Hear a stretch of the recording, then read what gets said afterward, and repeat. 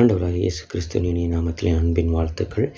இந்த நாளின் தியானத்துக்கு என்ன தெரிந்து கொள்ளப்பட்ட வேத பகுதி, அது மார்க் எழுதின சுவிசேஷம் 3ஆம் அதிகாரம் 13, 14, 15 வசனங்கள். மார்க் 13, 14, 15. பின்பு அவர் ஒரு மலையின் மேல் ஏறி தமக்கு சித்தமானவரை தம்மிடத்தில் வரவழைத்தார். அவர்கள் அவரிடத்திற்கு வந்தார்கள். அப்பொழுது அவர் 12 பேரை தெரிந்து கொண்டு அவர்கள் தம்மோடே கூட இருக்கவும் பிரசங்கம் பண்ணும்படியாக தாம் அவளை அனுப்பவும் வியாதிகளை குணமாக்கி பிசாசுகளை துரத்தும்படி அவர்கள் அதிகாரம் உடையவர்களாக இருக்கவும் அவர்களை ஏற்படுத்தினார். என அன்பான தேவனுடைய பிள்ளைகளே, இந்த நாளிலும் கர்த்தர் இந்த வார்த்தை மூலமாக நம்மோடு கூட இடைப்படுவாராக. ஆண்டவர் 12 சீஷர்களை தெரிந்து கொண்டார்.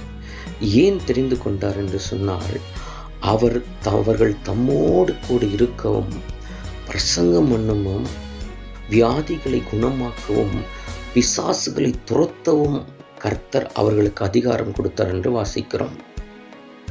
சீஷர்களாய் தெரிந்து கொள்ளப்பட்ட 12 பேரை ஆண்டவர் இரவு முழுவதும் ஜெபம் பண்ணி அந்த 12 பேரை தெரிந்து கொள்கிறார். அந்த 12 பேரை தெரிந்து கொண்டு அவர்கள் தம்மோடு கூட இருக்கணும். சீஷர்களுக்கு மாத்திரம் இந்த வசனம் கட்டளையை கொடுக்கப்படலை, நமக்காகவும் இந்த வார்த்தை கொடுக்கப்பட்டிருக்கிறது. நாம் ஆண்டவரோடு கூட இருக்கணும். ஆண்டவராகிய இயேசு கிறிஸ்துவுக்கு பிதாவோடு கூட உறவு இருந்தது. பிதாவோடு கூட எப்போது தனிமையில் தனித்திருந்தார். பகல் முழுவதும் ஓடி ஓடி ஊழியத்தை செய்தார்.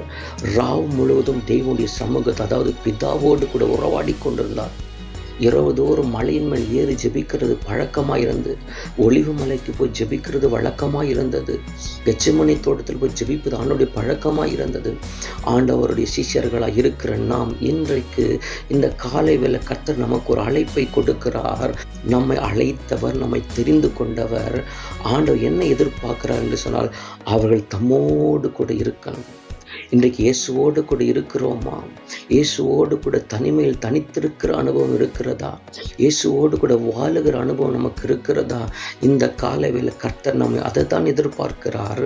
அந்த 12 சீஷர்களை தெரிந்து கொண்டு அவர் சொல்லுகிறார் கட்டளையாக, அவள் தம்மோடு கூட இருக்கணும். ஆண்டவருடைய பிள்ளைகளாக இருக்கிற நாம் ஆண்டவரோடு கூட இருக்கணும். ஆண்டவரோடு கூட இருந்தால் மட்டும் போதாது, ஆண்டவரோடு கூட அந்த உறவில் நிலைத்திருப்போம் என்று சொன்னால், தனிமையில் தேவனோடு கூட அந்த உறவை நாம் வளர்த்திருப்போம் என்று சொன்னால், அதன் மூலமாகத்தான் ஆண்டவரை பிரசங்கம் பண்ணுவோம், ஆண்டவரை பிரசித்தப்படுத்துவோம், ஆண்டவரை குறித்து போதிப்போம், ஆண்டவரை குறித்து செய்த அற்புதங்களையும் அடையாளங்களையும் வார்த்தைகளையும் வசனங்களையும் நம்ம என்ன செய்வோம் சொன்னால் பிரசங்கம் பண்ணுவோம். அடுத்ததாக சொல்ல, வியாதிகளை குணமாக்கி பிசாசுகளை துரத்தும்படி கர்த்தர் அவர்களுக்கு அதிகாரம் கொடுத்திருக்கிறார்.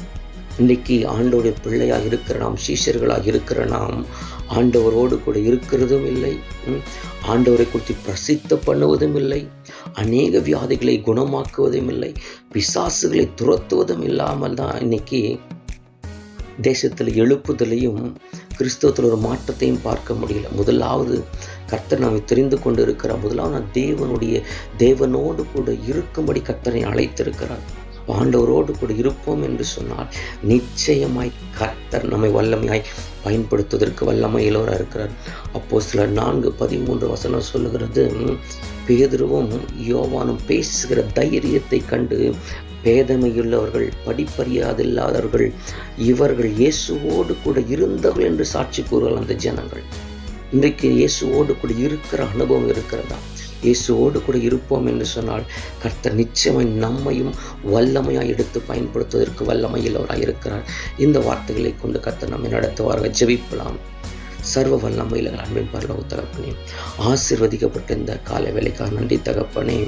ஆண்டவர் அநேகரை அழைத்திருக்கிறீங்க, ஆனால் 12 பேரை தெரிந்து கொண்டு தம்மோடு கூட இருக்கணும், பிரசங்கம் பண்ணணும், வியாதியஸ்தர்களை குணமாக்கணும், பிசாசுகளை துரத்தும்படி அதிகாரம் கொடுத்திருக்கிறீங்க. அதே அதிகாரத்தை எங்களுடைய கரங்களை நீங்கள் கொடுத்திருக்கிறீங்க. நாங்கள் பெயர் கிறிஸ்துவலாக இராதபடி உம்மோடு கூட இருந்து பிரசங்கம் பண்ணி அநேக வியாதிகளை பிசாசுகளை துரத்தி ராஜ்யத்தில் ஒரு கூட்ட ஜனங்களை கொண்டு வந்து சேர்க்க கர்த்தர் எங்களுக்கு உதவி செய்யுங்க. எல்லாவற்றையும் பொறுப்படுத்திக் கொள்ளுங்க. மீட்பர் இயேசுவின் நாமத்தில் ஜெபிக்கிற நல்ல பிதாவே, ஆமென்.